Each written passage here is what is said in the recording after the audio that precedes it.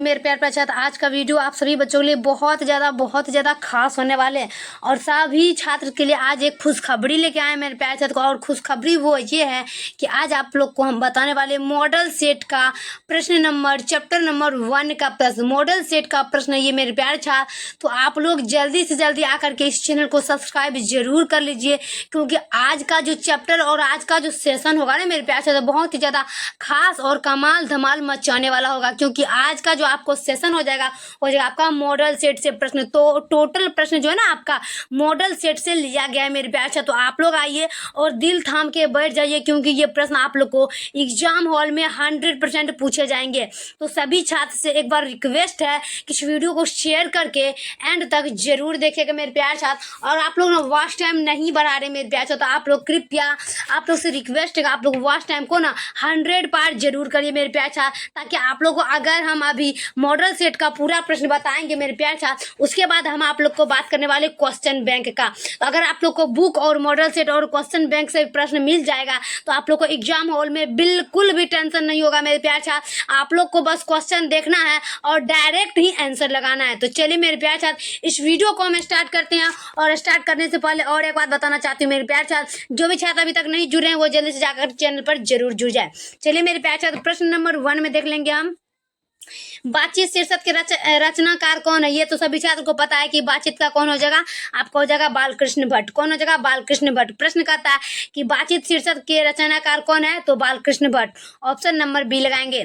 चलिए अगला का बात करते हैं दूसरा का। अब दूसरा में क्या कर रहा है प्रश्न, उषा शीर्षक कविता के रचनाकार कौन है? याद रखेंगे उषा शीर्षक कविता के रचयिता कौन है?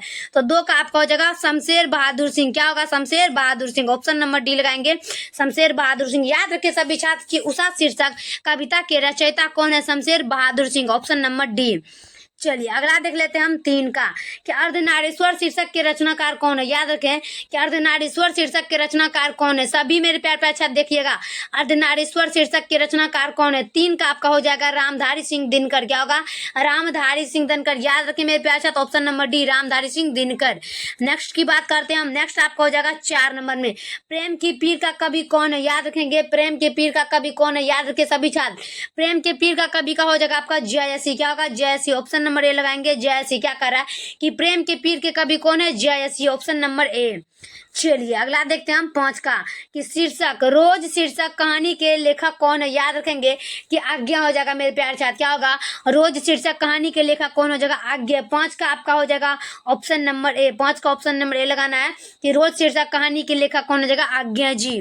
चलिए अगला का बात करते हैं हम 6 का, इनमें से कौन सी रचना प्रसाद जी की नहीं है? याद रखेंगे कि इनमें से कौन सी रचना प्रसाद जी की नहीं है? वो हो जाएगा आपका झरना। क्या होगा? झरना। ऑप्शन नंबर सी लगाएंगे। प्रश्न कहता है कि इनमें से कौन सी रचना प्रसाद जी की नहीं है? वो हो जाएगा आपका झरना।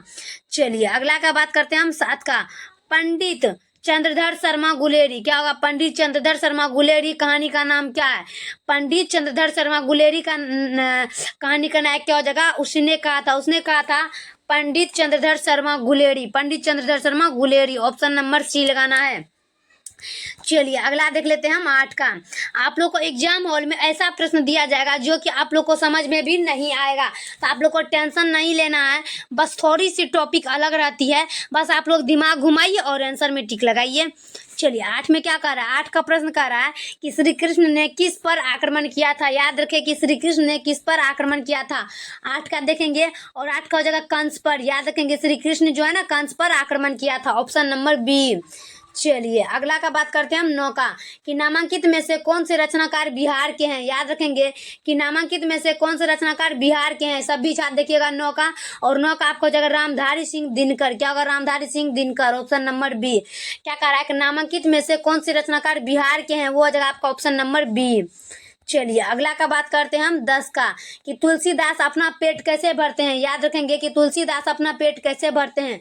सभी छात्र देखिएगा 10 का, तुलसीदास अपना पेट कैसे भरते हैं? राम श्री राम का नाम लेकर। राम श्री राम का नाम लेकर। Option number D. चलिए अगला का बात कर लेते हैं हम 11 का कि शिक्षा शीर्षक निबंध। क्या कह रहा है?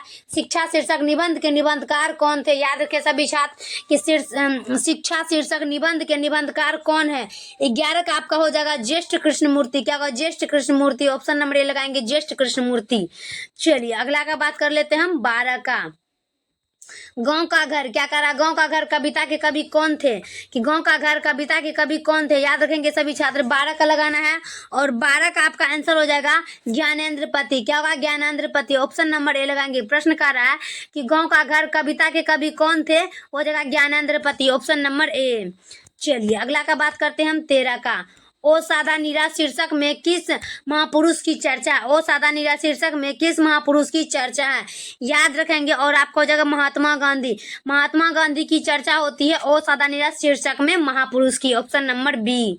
चलिए अगला देखेंगे हम 14 का, कि भगवान श्री कृष्ण किस कवि के पूज्य थे, याद रखे कि भगवान श्री कृष्ण किस कवि के पूज्य थे, वो हो जाएगा आपका सूरदास। सूरदास था भगवान श्री कृष्ण जो ना सूरदास के पूज्य कवि थे, option number A.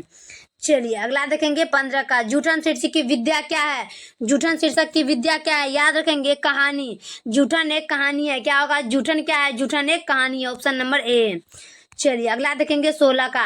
Jaishankar Prasad की श्रेष्ठ कृति क्या है, जयशंकर प्रसाद श्रेष्ठ कृति क्या है, हो जाएगा कामायनी। क्या होगा, कामायनी। याद रखेंगे कि जयशंकर प्रसाद की श्रेष्ठ कृति क्या होगा, कामायनी, ऑप्शन नंबर ए। चलिए अगला का बात करते हैं हम 17 का, कि नामांकित में कौन आज्ञा का उपन्यास नहीं है, नामांकित में कौन आज्ञा का उपन्यास नहीं है, 17 का देख लेना। और 17 का हो जाएगा त्रिवेणी। क्या होगा, त्रिवेणी, ऑप्शन नंबर डी लगाएंगे। क्या कह रहा है कि नामांकित में कौन आज्ञा का उपन्यास नहीं है, वो हो जाएगा आपका त्रिवेणी, ऑप्शन नंबर डी। चलिए अगला देखते हैं हम 18 का। मुक्तिवेद का जन्म कब हुआ था, याद रखेंगे मुक्तिबोध का जन्म कब हुआ था, 18 का देखते हैं। और 18 का आंसर होगा श्योपुर। क्या होगा, श्योपुर, ऑप्शन नंबर सी लगाएंगे, श्योपुर। मुक्तिबोध का जन्म कब हुआ था, श्योपुर में, ऑप्शन नंबर सी में। चलिए अगला देख लेते हैं हम 19 का। मालती किस शीर्षक की पात्रा है, याद रखेंगे मालती। सभी छात्र को याद होना चाहिए मालती किस शीर्षक की पात्रा है, आपका हो जाएगा ए नंबर में रोज की, ऑप्शन नंबर ए लगाएंगे, रोज। चलिए अगला का बात कर लेते हैं हम 20 का।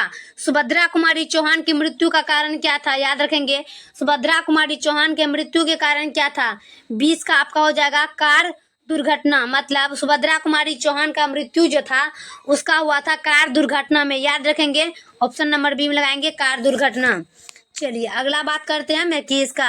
रजनीश का संधि विच्छेद करें, याद रखें रजनीश का संधि विच्छेद क्या हो जाएगा, आपको हो जाएगा रजनी प्लस इस। क्या होगा, रजनी प्लस इस, रजनीश। रजनीश का संधि विच्छेद रजनी प्लस इस, रजनीश, ऑप्शन नंबर बी। चलिए 22 का।